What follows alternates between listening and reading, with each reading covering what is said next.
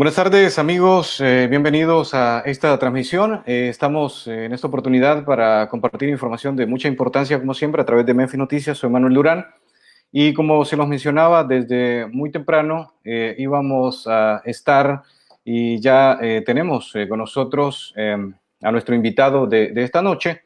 Va a estar con nosotros conversando el doctor Santiago Aguilar. Él es médico internista. Él trabaja para el Hospital Baptist de Memphis, el Memorial. Y bueno, vamos a hablar de diferentes aspectos con respecto a COVID-19 y cómo de alguna manera afecta a nuestra comunidad.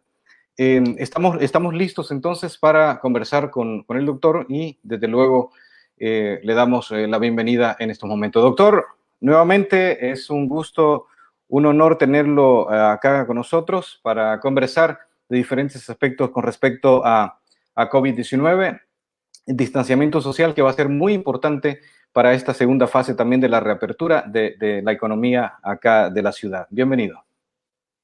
Muchas gracias, Manuel. Gracias por la oportunidad de estar en tu programa. Para mí es un gusto y también es un honor estar aquí, poder participar y compartir conocimientos y despejar dudas de la comunidad hispana aquí en Memphis. En efecto, doctor, es importante, por ejemplo, que comencemos hablando un poco sobre ahora mismo la importancia del distanciamiento social, ahora que estamos entrando en la segunda fase de la reapertura de la economía a nivel local y desde luego a nivel estatal. ¿Qué tan importante, partiendo desde este momento, es el distanciamiento social para evitar el contagio del COVID-19? Bueno, es muy importante, puesto que es la manera probada de disminuir la transmisión y el contagio de este virus. Yo creo que hicimos un trabajo bueno aquí en Tennessee. Ha sido uno de los estados en los que se ha podido hacer más estudios a las personas para ver si tienen la enfermedad o no. Y también los casos que hubo, si bien fueron considerablemente altos en cierto momento, nunca rebasaron el límite de lo que nosotros podíamos brindar en el hospital, que fue algo demasiado importante. Pero mantener el distanciamiento social es definitivamente una estrategia básica que todos tenemos que tener en cuenta ahora que el comercio se va a abrir. Sí, bueno, porque tiene toda la razón, porque ahora mismo, digamos, todas las personas van a empezar a trabajar, las personas van a ir a los restaurantes que ya están autorizados para estar en su 50% de capacidad y sucesivamente algunos complejos deportivos que también están autorizados a operar al 50%. Entonces, todo eso cabe en lo que es este tema del distanciamiento social, o sea, va a ser sin duda crucial, doctor. Por supuesto, Manuel. Y es importante, como tú mismo lo dices, los restaurantes, los complejos deportivos están abriendo a capacidad de 50%. Eso tiene un mensaje implícito en ello. Quiere decir que no están abriendo al 100% porque quieren mantener una distancia entre clientes, ¿no? Entre personas que están acudiendo a sus centros. Entonces, está ahí la prevención para que el problema no llegue a salirse de o se desborde ahora que estamos tratando de regresar a actividades normales. En efecto.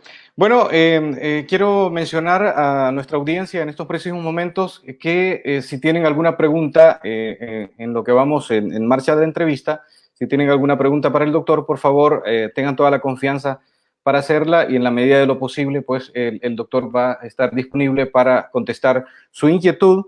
Y porque es importante que nuestra comunidad esté muy informada y esa es la idea de esta entrevista con un experto de la salud. Doctor, eh, si un miembro de la familia, por ejemplo, se infectó porque fue al trabajo, porque fue a otra actividad, tuvo que salir a comprar al supermercado, etcétera, etcétera, entonces se contagió, llevó el virus al hogar. La preocupación hoy de los demás miembros de la familia es lógicamente contagiarse.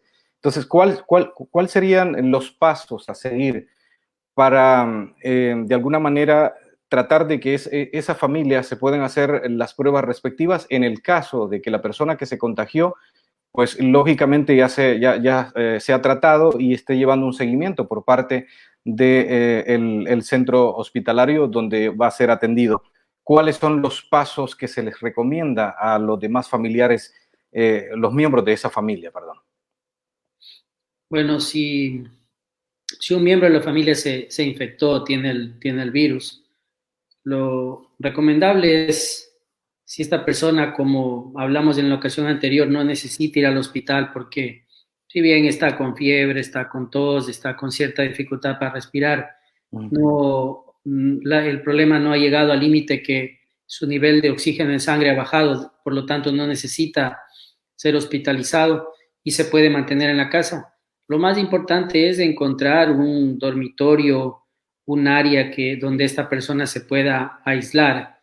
Preferiblemente sería lo mejor que este dormitorio tenga su propio baño, para que esa persona exclusivamente use ese baño y se mantenga en este dormitorio aislado por los próximos 14 días a partir del inicio de los síntomas.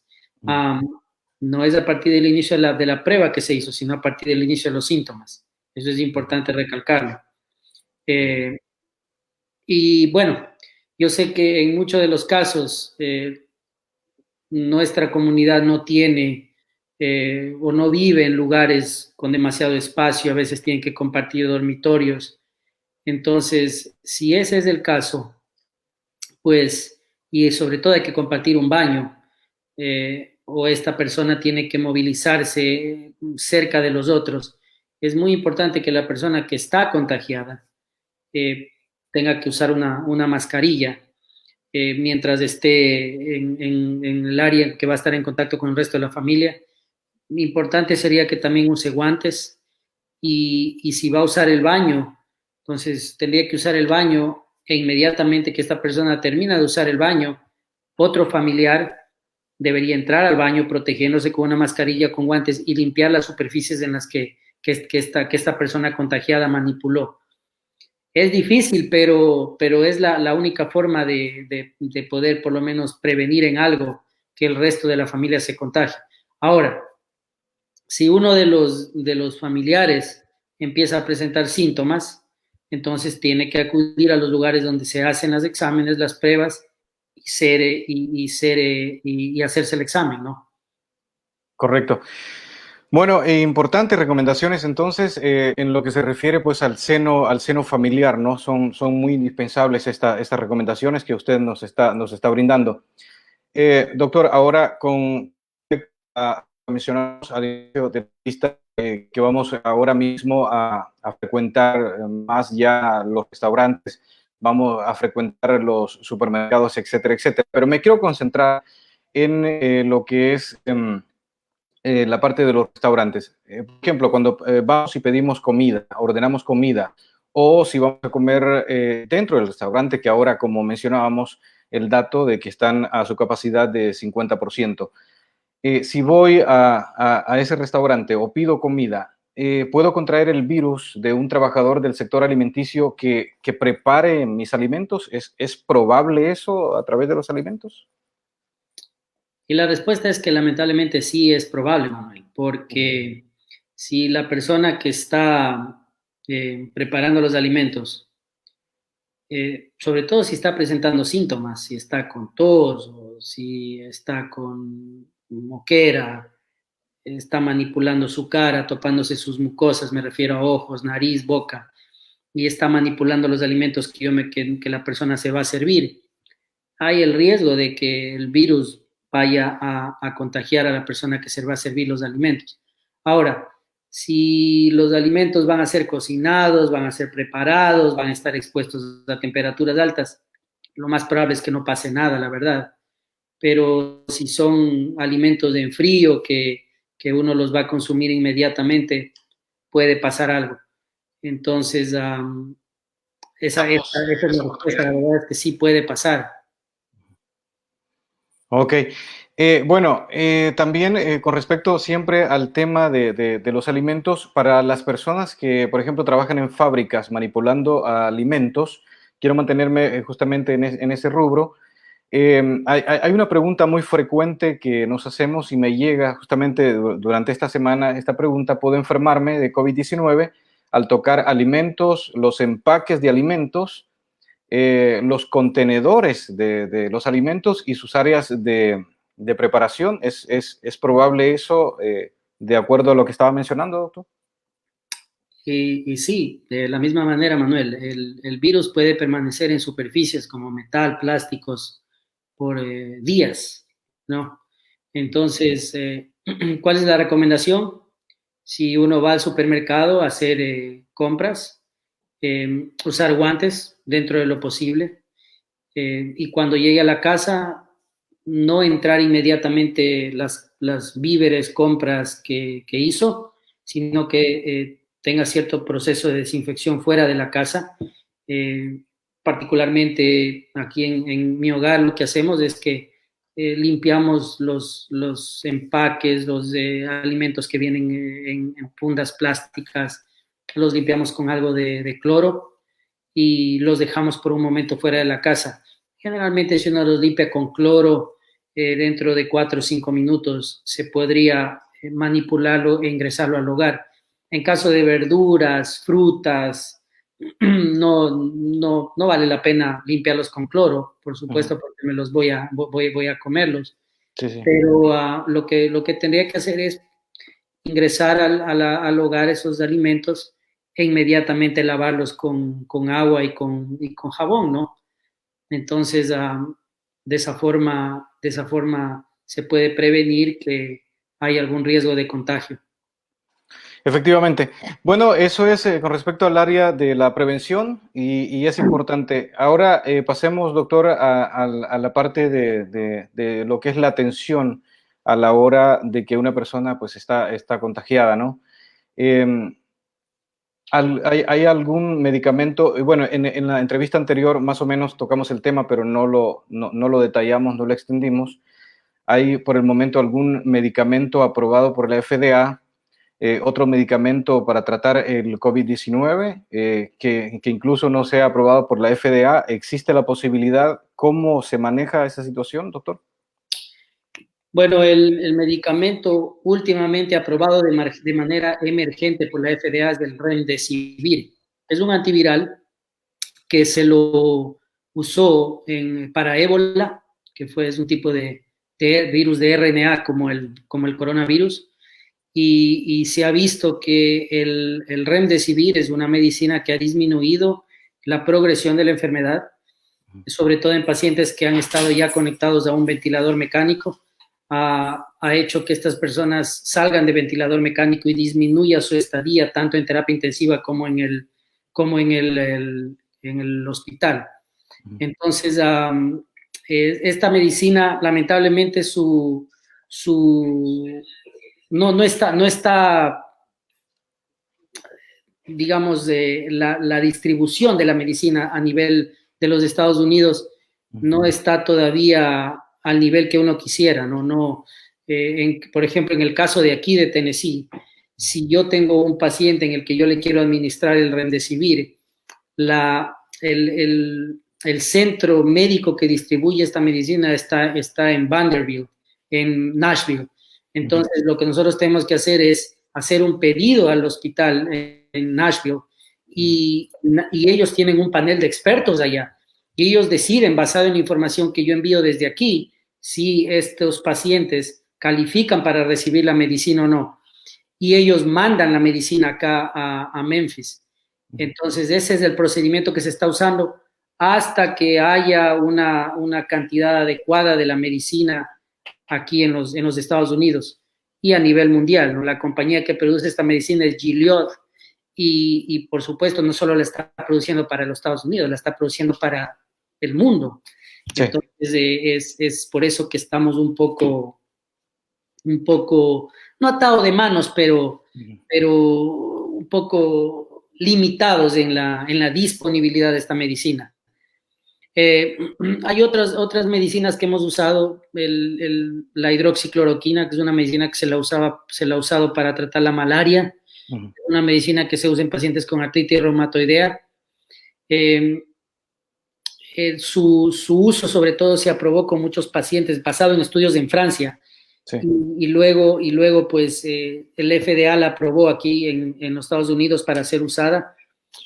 Los datos son controversiales, Manuel. Ujú, Hay estudios que dicen que sí sirve, otros estudios dicen que no sirve.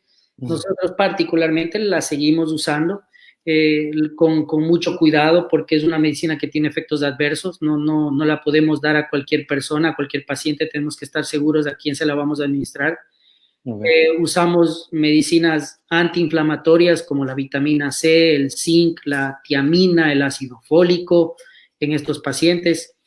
Hay una medicina que es el tocilizumab, ujú, que se la usa también en este tipo de pacientes con coronavirus que están ya en etapas críticas, ¿no? Cuando están conectados a un ventilador mecánico, que también ha sido aprobado por la FDA, pero también tiene limitaciones en su uso. Entonces, esos son con lo que prácticamente en este momento nos estamos manejando. Hay otra serie de medicinas que están viniendo a la cola, que se están investigando. Eh, Factores de necrosis tumoral, por ejemplo, es uno de los ejemplos. Otro de los métodos que estamos usando es el dar el plasma ujú, de las personas que ya tuvieron el coronavirus a pacientes que están sufriendo de coronavirus en ese momento. Es ok, lo que nosotros de medicina llamamos inmunidad pasiva. ¿Por qué inmunidad pasiva? Porque yo estoy pasando los anticuerpos de una persona que ya tuvo la enfermedad a otra que está luchando contra la enfermedad. Y ujú, han pasado resultados muy buenos. ujú, Y estoy la verdad, muy orgulloso de mi ciudad, muy orgulloso de Memphis, puesto que es una de las ciudades en las que la disponibilidad de este plasma ha sido muy buena, ¿no? ok, Hay estados como California, Florida, en los que la disponibilidad de plasma ha sido muy escasa. ujú. Entonces, la verdad me siento muy orgulloso de decir que nosotros aquí en Memphis hemos estado a la vanguardia y a la posta de este tipo de tratamientos. Ok, bueno, ese tema, ese punto es muy importante. De hecho, aquí lo anoté porque quiero retomarlo más adelantito, doctor, el tema de los anticuerpos y todo este tema que usted estaba mencionando, sobre cómo también ayudar a otras personas con respecto a personas que ya han tenido el virus y que se han recuperado y que lógicamente ustedes como médicos pues ayudan para que esas personas puedan eh, ayudar a otras personas. Eh, Estamos en estos momentos con el doctor Santiago Aguilar. Él es médico internista, director hospitalario del Baptist Memorial de Memphis, hablando de diferentes factores sobre el COVID-19 y vamos a tomar las primeras preguntas de redes sociales y las personas que están interesadas en estos momentos en preguntarle, hacerle una consulta al doctor. Dice por acá Elisa Luna, buenas noches. Si el miembro de una familia se ha infectado, ¿todas las personas que viven con él van a contagiarse o existe la posibilidad de que solo enferme una persona? Sí, no necesariamente si uno de los familiares se enferma, todos se van a enfermar. No es así. Uh -huh. Entonces, si eso responde a la pregunta, no quiere decir que si alguien se infecta, el resto se va a infectar. No es ese el caso. Y aún el riesgo de infectarse el resto de la familia disminuye más si se toman las medidas que hace un momento hablamos. Ok, perfecto. Ahí está entonces la respuesta. Y si usted tiene alguna pregunta también que quiera hacerle al doctor en estos momentos, yo creo que es la oportunidad. No siempre tenemos la oportunidad de conversar con un experto en la salud que nos pueda dirigir y nos pueda brindar la asesoría que necesitamos con respecto a temas de salud y en este caso COVID-19, que es con lo que estamos en estos momentos lidiando terriblemente. Bueno, pasemos ahora a lo que es nuestra comunidad, doctor. Nos mantenemos en nuestra comunidad y es que durante estos días, pues me han llegado muchas preguntas relacionadas con la atención a la hora de que una persona tiene la sospecha o en el caso de que su situación esté bastante complicada y necesite de atención médica. Entonces, por ejemplo, una persona que es indocumentada, por decir algo, eh, debe tener toda la confianza, una persona en nuestra comunidad, de ir al médico, de ir al hospital sin ningún problema y que no tenga ese miedo de que le van a pedir información, que esa información se va a usar de otra manera y toda esa situación. Lo primordial sería de que, lógicamente, la salud es lo primero, ¿no? ¿Qué puede decirnos con respecto a eso? Sí, Manuel, yo pienso que nosotros en los hospitales no estamos fijándonos en estatus migratorio. Nosotros lo que queremos es nuestra obligación, nuestra responsabilidad para lo que nosotros estudiamos, para lo que nosotros nos preparamos, es para tratar y curar a los enfermos. Por lo tanto, no cabe tener miedo de ir a un hospital para buscar atención médica. Es más, es lo que si un paciente está teniendo problemas y necesita atención, queremos brindarle la atención porque no queremos que esa persona persista en la casa y vaya, Dios no quiera, hasta morir, pues se ha visto muchos casos de personas que mueren en casa, incluso por ese miedo, Sí. cuando pudo haber sido tratado, cuando esa persona pudo haber sobrevivido al problema. Entonces, es muy importante tu pregunta, Manuel. No hay que tener miedo, no hay que tener miedo. Si uno está enfermo y necesita atención, pues no hay problema de ir a un hospital, de ir a un centro de salud a buscar la ayuda necesaria. Es más, Medicare aprobó, es tanto así el interés de sobrellevar esta pandemia en el país, que Medicare aprobó el pago del gasto de los pacientes en el hospital que no tienen seguro. Entonces es algo importante decirle a la comunidad eso, ¿no? Los hospitales están recibiendo ese pago por brindar la atención a los pacientes que no tienen seguro médico. Entonces, todos esos factores creo que tienen que ayudar y tranquilizar a la población de que si necesitan atención médica tienen que buscarla. Efectivamente. Bueno, relacionado con eso, y siempre nos mantenemos en el tema de nuestra comunidad, ese miedo. Tenemos en este momento y percibimos ese miedo por parte de algunas personas, lo hemos comprobado en diferentes preguntas, diferentes mensajes que nos llegan, y lógicamente hay un miedo. Justo ayer el Departamento de Salud de Shelby County dijo que los números de las personas que están haciendo la prueba son bajos, que necesitan saber las personas sobre la prueba y lo que se hace con la información recogida. Entonces, yo creo que sería importante un mensaje directo por parte de un experto en salud como usted, doctor, el hacerle un llamado a la gente para que no sienta ese miedo a la hora de que necesite tal vez hacerse la prueba, ¿no? Sí, Manuel, si lo que nosotros queremos es la colaboración de la comunidad, no solo hispana, la comunidad entera, ¿no? Sí, sí, sí. Y una parte importante de esa cadena de eventos es descubrir la persona desde el punto número uno que tiene la enfermedad para prevenir que esa persona siga contagiando al resto. Entonces, es muy importante que busque la forma de hacerse el examen y medidas de aislamiento. Eso es algo básico para prevenir que este problema siga avanzando. Ya nos ha golpeado tanto que tenemos que luchar juntos para terminar con este problema. Efectivamente, es importante. Ahora, doctor, volvamos un poquito al tema de los anticuerpos. No conocemos muchísimo los términos médicos que ustedes usan, pero se me hace que es muy importante que la comunidad sepa sobre este tema de los anticuerpos. ¿Cómo es que funciona esto y cómo es que personas que de alguna forma han estado con el virus, se han recuperado, pueden ayudar a otras personas a través de hablar de este término de anticuerpos? Cuéntenos. Ok, el virus en su cápsula, ¿no? Porque es tal cual es coronavirus, porque tiene, si han visto la foto y usted la tiene como fondo Sí, de de pantalla, fondo. Uh-huh. es una proteína, Uh-huh. y una proteína en términos médicos la conocemos como antígeno. Uh-huh. Y cuando esta proteína ingresa a nuestro organismo, nuestro sistema inmunitario reconoce eso como un ente externo y empieza a desarrollar anticuerpos, que es otro tipo de proteína que lo que hace es que se une a este antígeno y lo destruye, ¿no es cierto?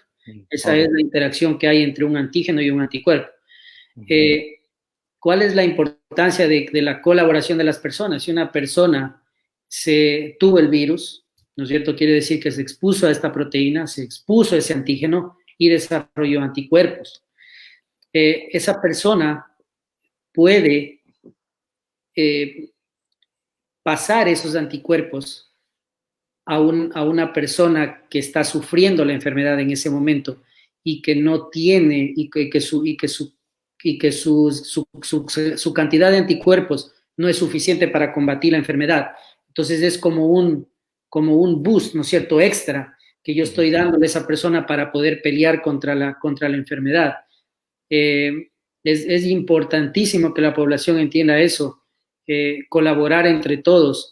Si en este país ha habido tantos contagiados, es increíble que no haya la suficiente cantidad de plasma. Plasma es un compuesto de la sangre donde se acumulan estos anticuerpos. Entonces, si una persona que tuvo la enfermedad dona ese plasma, es exactamente lo que hacemos: extraemos sangre, de esa sangre sacamos el plasma y ese plasma se lo inyectamos a la persona que está sufriendo en ese momento con el virus y le damos una carga extra de anticuerpos para que combata el virus. Esa es una manera importante que estamos viendo de poder ayudar a las personas, sobre todo que han llegado a estado crítico. Entonces, doctor, perdón, usted me mencionaba que, digamos, de forma exitosa, y se le veía en su expresión emocionado de lo bien que lo están haciendo acá, me decía, en el estado, en la ciudad, ¿no? ¿Cómo, cómo es que, digamos, están desarrollando ese procedimiento? O sea, ¿se está aplicando con mucha frecuencia ese procedimiento? Sí, Manuel, lo que se ha hecho es, en el centro donde yo trabajo, o sea, hay un lugar donde se están haciendo los estudios de screening, ¿no? Como un drive-thru, ¿no es cierto? Vienes en tu carro y viene alguien, te hace tu examen, toma tus datos y te llaman, te contactan 24, 48, 72 horas con el resultado del examen. Entonces, si en todos estos datos de personas en los que has hecho el examen se extraen los que estuvieron positivos, se les da una llamada, se los contacta a los 14 días, se los trae de vuelta, se les vuelve a repetir el examen y si ese examen está negativo, se les chequea su carga de anticuerpos. Si esta carga de anticuerpos es alta, se los determina que son ideales para ser donadores de plasma y de esa forma se extrae su sangre, se extrae su plasma y se mantiene almacenado para poderle dar a una persona que está sufriendo la enfermedad en ese momento. Y sí, me siento orgulloso de la ciudad, me siento orgulloso de nuestra ciudad, porque ha sido muy exitoso. El tiempo de espera para poder dar este plasma es relativamente bajo en comparación con otros estados, como te digo. Sí. En Florida tengo muchos colegas míos que han tratado de hacer lo mismo y no tienen forma de dar plasma. Tienen que traerlos de otros estados. Y obviamente cada estado tiene su preferencia a los habitantes de ese estado. Entonces es limitado el que un estado pueda mandar a otro cuando hay necesidad en el mismo estado. Correcto. Esta creo que es una pregunta frecuente, pregunta básica, pero creo que es necesario, lo considero necesario porque hay muchas personas que que creo necesitan saberla. Por ejemplo, doctor, cuando una persona ya tuvo el virus, se hizo la prueba en su momento, se le dio el seguimiento y todo el proceso, hay personas que han preguntado, por ejemplo, necesito hacerme la prueba de nuevo para ya saber que estoy solvente del virus. ¿Es parte del proceso? ¿En algún momento se corta ese proceso o se le da seguimiento y el final es hasta hacerse nuevamente esa prueba y comprobar de que ya no tiene el virus? ¿O cómo funciona? Bueno, el primer paso obviamente es hacer el primer examen donde te detectan el que tú estás positivo para el virus.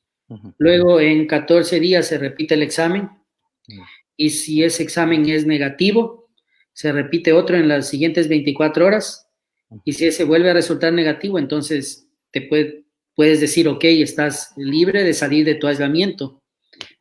Aislamiento responsable, porque nadie te ha obligado a hacer un aislamiento, tienes que hacerlo de manera responsable. Claro. Entonces puedes salir del aislamiento. En ese momento asumimos pues que esa persona estuvo expuesta al virus y ha desarrollado anticuerpos. Se puede hacer la prueba de anticuerpos en sangre y te chequean tu carga de anticuerpos. Ahora, es muy importante esto porque lo que nosotros no queremos como trabajadores de la salud es que la gente crea que, ok, yo tuve la enfermedad, ahora soy negativo, tengo anticuerpos, entonces ahora puedo exponerme, puedo salir libremente, sin protección. Eso es algo que nosotros no queremos. ¿Por qué no queremos? Porque este virus es nuevo, ¿no? Aquí el dueño de la verdad no es nadie. Aquí se está aprendiendo todos los días y nosotros no sabemos exactamente por qué tiempo esos anticuerpos van a proteger a ese individuo de volverse a contagiar. Entonces, es muy importante que las personas entiendan que el haber tenido el virus, haber pasado el periodo de aislamiento, haber pasado el periodo de recuperación y lo más probable haber desarrollado anticuerpos, no significa que hay que salir y hacer la vida regular que había antes, no hay que seguir teniendo precauciones hasta que nosotros sigamos entendiendo bien por qué tiempo esa persona verdaderamente es inmune a volver a tener el contagio. Ok, bueno, entonces haciendo estimaciones y, por ejemplo, viendo números, doctor, hablamos del estado de Tennessee, estamos hablando actualmente de casos confirmados, o sea, totales, estamos hablando de 18.378 para ser exacto. Estamos hablando de 305 personas fallecidas, hablamos de 1.498 hospitalizaciones y 10.969 recuperaciones. Quiero volver un poquito a lo que usted mencionaba hace un par de segundos, y es las personas que se recuperan. Tocaba el tema usted de las recuperaciones. Estamos hablando de 10.969, pero tomando en cuenta de lo que usted mencionaba, que es un virus desconocido y que absolutamente, debido a que es desconocido, pues absolutamente es difícil saber, como usted mencionaba, quién tiene la verdad, porque justamente por eso, porque es un virus desconocido. Entonces hay riesgo de que estas 10.969 personas recuperadas podrían nuevamente infectarse en el caso de que no sigan con las recomendaciones que dan los departamentos de salud. Sí, podría darse el caso que se vuelvan a infectar, porque por lo que te comento, no sabemos por qué tiempo la persona es inmune. Te voy a dar un ejemplo con el virus de la influenza, que lidiamos todos los años con el virus de la influenza. Si yo desarrollo la influenza y yo voy a desarrollar anticuerpos contra la influenza, generalmente esos anticuerpos contra la influenza van a durar aproximadamente de 9 a 10 meses.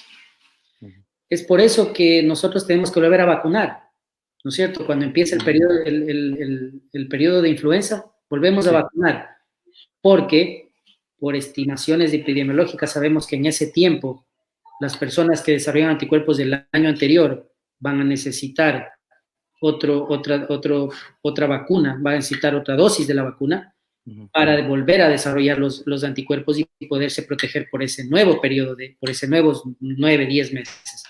Entonces, pero es porque la influenza la conocemos, todos los años la tratamos. Este COVID-19 es algo nuevo, entonces no sabemos exactamente por qué tiempo esos anticuerpos van a estar presentes y defendiéndote. Claro. Semanas, meses, años, no lo sabemos. Eso es algo que vamos a irlo poco a poco aprendiendo y tomando conclusiones basado en eso. Por lo tanto, hasta ahora tenemos que seguir tomando las precauciones. Efectivamente. Bueno, para ir finalizando, doctor, escuchamos muchísimo, y usted lo mencionaba en la entrevista que tuvimos hace un par de semanas, y es que las redes sociales son maravillosas, pero también puede ser de alguna manera perjudicial si no se usan de la manera adecuada por el tema de la desinformación. Y yo creo que en eso estamos y coincidimos todos, ¿no? Muchas personas, por ejemplo, y toco el tema de las personas que aún viendo las estadísticas, viendo los números que cada estado maneja, cada ciudad maneja a lo largo y ancho de Estados Unidos, no creen todavía en toda esta situación que está pasando, a pesar de lo que ha afectado en la economía y etcétera, etcétera. Hay personas, por ejemplo, yo he visto comentarios que dicen, no, pues es una gripe más y solo le cambiaron el nombre y todo eso. A lo que quiero llegar es lo siguiente. Hagamos un poco la diferencia y explíquenos un poco cuáles son los factores diferentes de una gripe normal, de influenza o el mismo, por ejemplo, virus del ébola.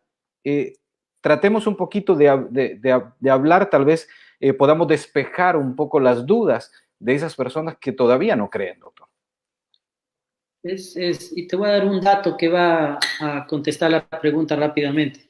O sea, la influenza es un virus que tiene una mortalidad del 0.4%. Este virus, el COVID-19, la mortalidad promedio, porque eso depende mucho de país a país, ¿no? En Italia la mortalidad fue altísima, pero promedio está más o menos por los 4 o 5%. Entonces quiere decir que el virus es 10 veces más virulento que el virus de la influenza. Por lo tanto, es más serio que una gripe regular.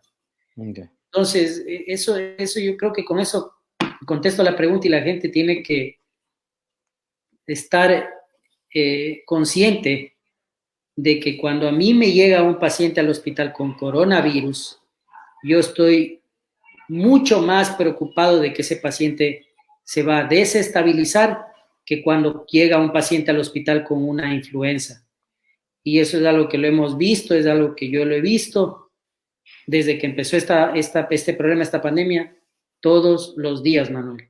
Entonces, esto es serio, esto es cierto, no estamos inventando, no hay motivo alguno para inventarse, porque esto nos está afectando a nuestra economía, en nuestros países. Yo soy ecuatoriano y mi país ha sido gravemente afectado por este problema y estamos viviendo problemas económicos terribles en este momento. Y créeme lo que no veo el motivo alguno para que pueda esto ser motivo de un invento, porque no es así. No es así, lo vivo, lo siento todos los días. Entonces, si eso contesta la pregunta, ese es el dato, creo yo, que es básico que la gente lo entienda. Efectivamente.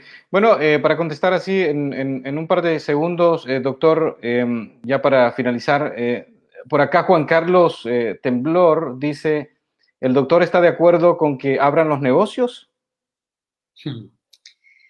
Es complicado, la verdad que es una pregunta que te pone entre la espada y la pared. Claro. ¿Por qué te pone entre la espada y la pared? Porque nosotros como latinos venimos de países en vías de progreso, países mal llamados tercermundistas, sí, en los que mucha gente muere no por virus, sino que por hambre, por necesidad. Sí. Entonces, yo pienso, Manuel, que si logramos tener unos buenos resultados, pues, del aislamiento que tuvimos durante el mes de marzo, abril, ¿no es cierto? Y la curva esta de contagios no tuvo el pico que se esperó. Entonces, pienso que es la hora de darle oportunidad a la gente de trabajar, porque tienen que traer alimentos a su casa, tienen que mantener a su familia. Entonces, pero tomando en cuenta lo importante de tomar precauciones, porque eso va a ser clave hasta que Dios permita tengamos una vacuna con la que podamos, pues obviamente, defendernos mejor de este virus, ¿no? Pero si eso responde a la pregunta, porque la verdad que es difícil. Sí, Es es difícil. difícil. Y entramos a otros terrenos también, Estamos de doctor, otros sin duda. terrenos, exacto. Ya, sin duda. Dice Lourdes Holguín, ¿puede una persona, doctor, ser asintomática y ser portador? Sí, claro que sí, claro que sí. Hay muchos pacientes que son completamente asintomáticos y tal vez nunca desarrollen ningún síntoma, pero tienen la enfermedad. Es por eso que es importante que las personas tomen precaución, tengan o no tengan síntomas, ¿no? O sea, por ahora, hasta que este asunto despejemos, hasta que este asunto tengamos una vacuna, es mejor tomar las precauciones necesarias, salir con una mascarilla, usar guantes si es posible, evitar toparme mis mucosas, mi boca, mi nariz, mis ojos.